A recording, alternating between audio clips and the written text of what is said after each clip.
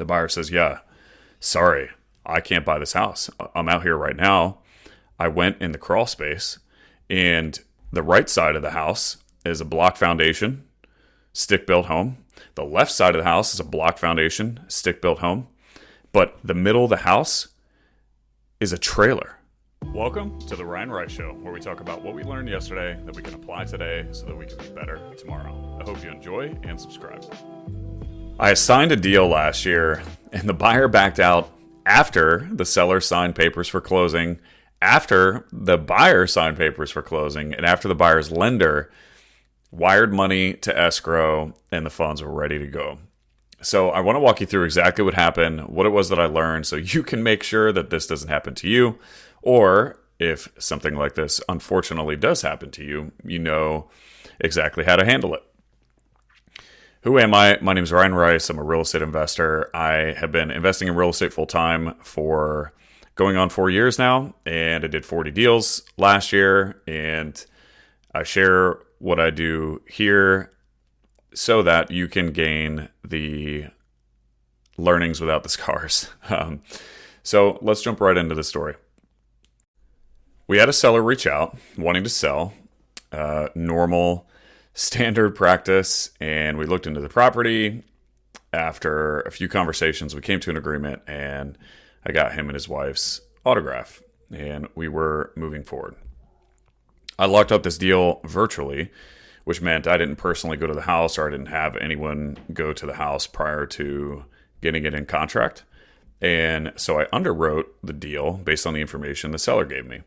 So I have a sales process that I'll collect very, very detailed information about the property: roof, siding, windows, basement, everything inside, plumbing, electrical, so on and so forth. So we went through these questions based on the information that I gathered. I underwrote the deal. That's how I came up with the numbers, and we put it in contract. I knew that this was going to be a deal that I assigned, and assigning a deal just means I'm in contract directly with the seller, and then I'm going to find a buyer for a little bit higher of a price, and I'm going to essentially sell my rights to that contract to the end buyer for a fee, and then the buyer is going to close on the process. And whether I bought it or whether I assigned it, part of my process is I send a licensed inspector out to the property. The inspector confirms the condition. They look at all the mechanicals. They take a ton of photos. They take videos. And they also provide an abbreviated inspection report for both me and the buyers. And this inspection report details conditions of the roof, siding, windows, right? Everything that I collected information about, this inspector is going to take a look at and make sure that the information is congruent with what is actually the case with the property. So we scheduled time, and the seller went out to the property to meet the inspector. And this was this was the first time there was some tumultuous situation going on with the property, but the seller goes out there, and I get a text, I don't know, 30 minutes, maybe 15 to 30 minutes after he was supposed to meet this inspector, and the inspector didn't show. And so we called, figured out the inspector had some sort of problem. But this situation is what led me to now have a very strict confirmation cadence with everyone involved. So what I started doing ever since this situation happened is my transaction coordinator will reach out to the seller, the tenant, or whoever's occupying the property if the seller is not, and the inspector ahead of time to confirm all three are on the same page, and that has worked out really well since. So maybe something you may want to consider, especially if this inspection is scheduled for a future date that is not very, very quick, and so it's going to be helpful for people to be reminded. So we get the inspection rescheduled. The inspector finally gets out there. I get the results back. And the second sign of some issues in this transaction, I need to do significantly more work to the garage, to the siding. I got to replace the roof, which I didn't budget for. And these were all things that we didn't previously discuss with the seller, or the seller, I get the impression that the seller genuinely thought that he was giving me the right information, but just the information was faulty. And so based on this, I was going to have to put well over 10 grand additional into the property, or whoever was going to buy the property was going to have to put 10 grand additional than what I had planned for. And so I needed to ask for a price reduction. So I go back to the seller. I told him what we found. And this was, by the way, an uncomfortable conversation, right? But how I handle these conversations is I'm very transparent, and I pre-frame the conversation with, hey, I need to have a super difficult and uncomfortable and disappointing situation with you. And I'm so disappointed that I have to have this conversation with you. And, maybe reflecting on it, we should have done some additional due diligence prior to getting the signature. But here's the situation. And a lot of times I've been able to successfully renegotiate the price.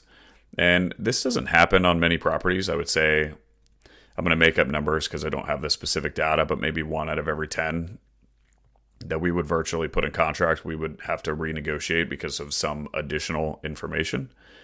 But I had the conversation, him and his wife agreed, and so we moved forward.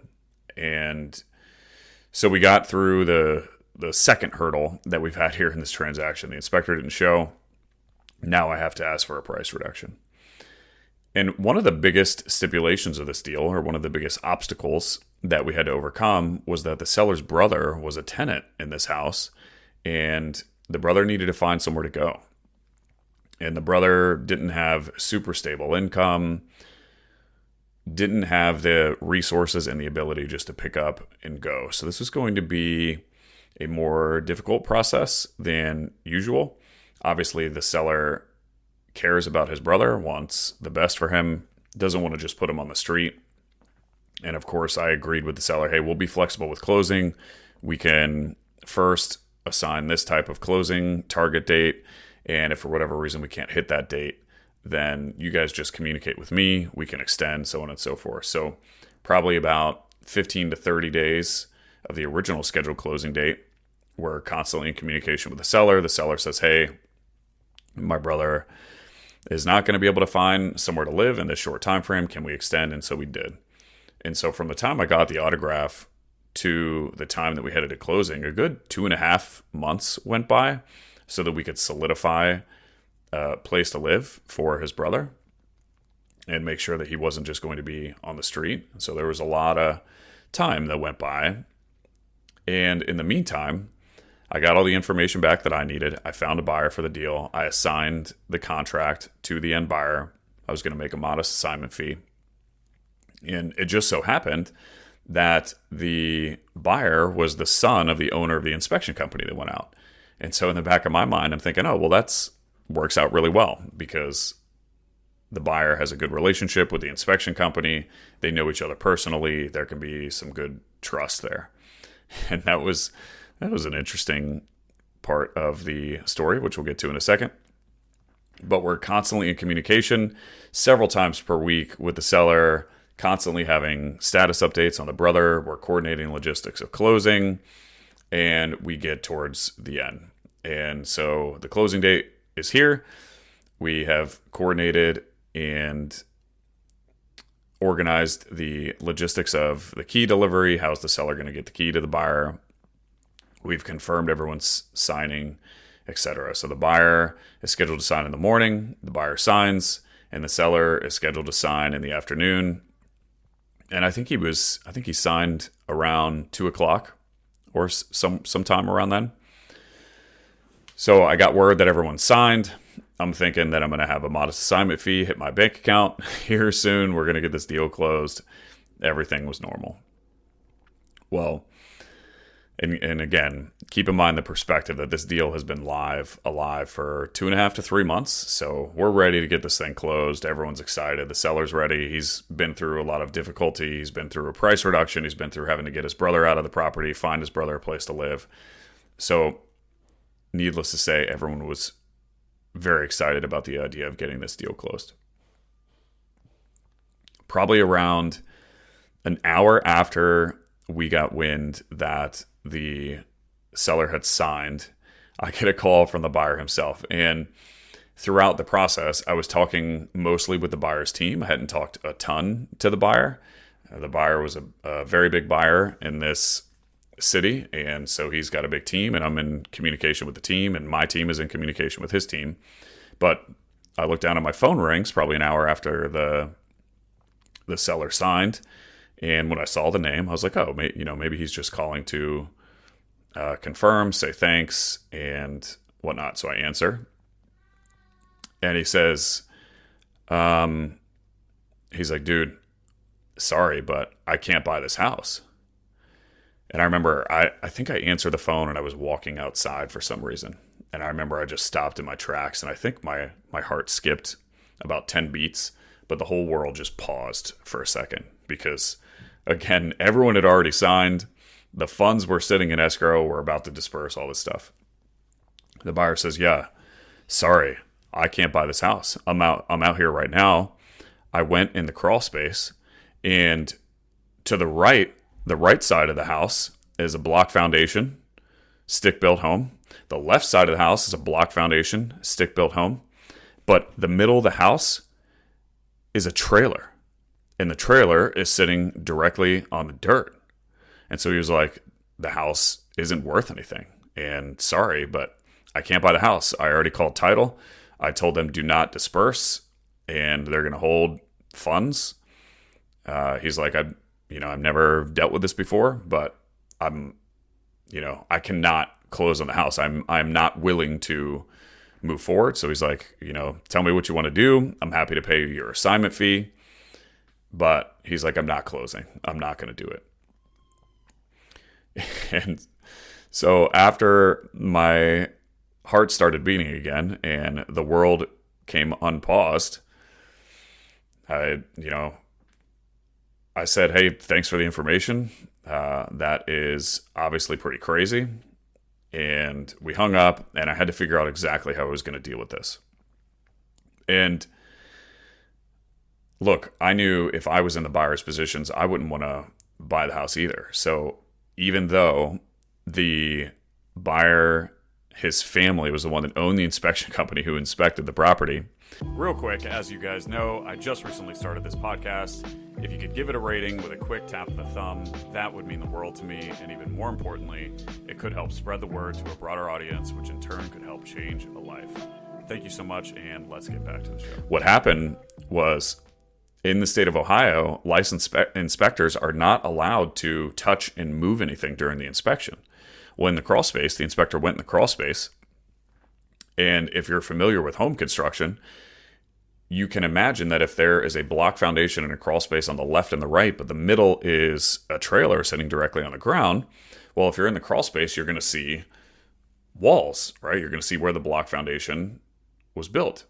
Well, in the crawl space, someone had taken these metal sheets and drilled them over the crawl space holes that would have identified or would have making the trailer visible, making the hitch of the trailer visible, so that it would have been very clear that it wasn't a block foundation throughout. And again, a home inspector in the state of Ohio, they're not allowed to undrill stuff and go look deep, right? They can't really touch a whole bunch or can't move a whole bunch. And so the inspector missed it. And when the buyer and I had a conversation about this, he's like, look, yes, I'm not happy that the inspector didn't find it. However, and he explained to me the state of Ohio laws, he's like, so I don't blame them. At the same time, yes, we should have caught it. But either way, I don't know what to tell you. I can't buy the house. And so I thought, if I was the buyer, I obviously wouldn't want to buy that because he was going to pay, I think, over $100,000 for this property. And it just wasn't, there's no way that it was worth that because it's literally a trailer sitting directly on the ground. And so I made a decision and I just said, well, I need to make a very uncomfortable call to the seller and explain to him what happened. So here's kind of a summary of that phone call. Uh, I, I call the seller, and I can tell that he's in the car, and he tells me that him and his wife are still on the way home from closing. So the closing office was probably 45 minutes away from his house. And not only did he drove out 45 minutes, he signed all of his paperwork, he's still driving back. Him and his wife are in the car together. And I said, Mr. Seller, this is probably one of the most uncomfortable calls I've ever had to make in my real estate career. And I've never done this before, but we can't buy the house. And here's why. And so I explained everything to him. And obviously the seller's in shock, right? At this time, I could tell they pulled over the car on the side of the road so they could have this conversation with me. But the seller told me he was completely unaware, which I believed him. There was nothing that led me to believe that he was intentionally misleading me. But he said he was completely unaware, but obviously he's not happy, right? He was about to get quite a bit of money wired to his bank account. He went through all the trouble of moving his brother out. We went through a price reduction. It started off on the wrong foot by the inspector not showing. So this was kind of strike three for me, right? In the eyes of the seller. And obviously a pretty big deal. And the first thing the seller and his wife said after they digested the information that the home was a trailer, he was like, well, we've already signed. So, not my problem, essentially. And I said, well, we do have the funds in escrow ready to go, but we have ordered the title company not to release them. And we're not going to release the funds. So I get it. We have signed papers, but we're not going to approve for this transaction to go through. We can't buy it. And, let it, however, you're welcome to handle the situation however you want to handle it, but we're not going to buy it. And there's, I didn't say this directly, but I kind of made it seem like there's nothing really that could alter that outcome. And so I think we talked for about 15 to 20 minutes. And the outcome of that conversation is that he told me he was going to get in touch with an attorney. And I didn't blame him. And I said, sounds good. Do your thing with an attorney. And we'll go from there. So needless to say, after about 2.5 weeks back and forth with attorneys, so I got my attorney involved, the buyer had to get his attorney involved, and then obviously the seller was represented by his attorney. The buyers ended up settling with the seller, and everyone, I think, believed that that was the right thing to do. So the seller did get some cash in his pocket for the troubles, and he signed something saying that, hey, I'm not going to sue. This will be done after this. And so the buyer was willing to settle. Obviously, it sucked for the buyer because the buyer was out many thousands of dollars with the settlement, but it was much better than purchasing a home that wasn't worth nearly the amount of what the buyer expected. So meanwhile, this whole situation, I'm kind of the middleman at this point, right? I am the person who assigned the contract. I'm the one that's in communication with the seller, but the buyer is not in communication with the seller. So I am having to facilitate all of this. I'm in communication with my attorney. I'm connecting the buyer's attorney with the seller's attorney. I actually did talk with the seller's attorney multiple times.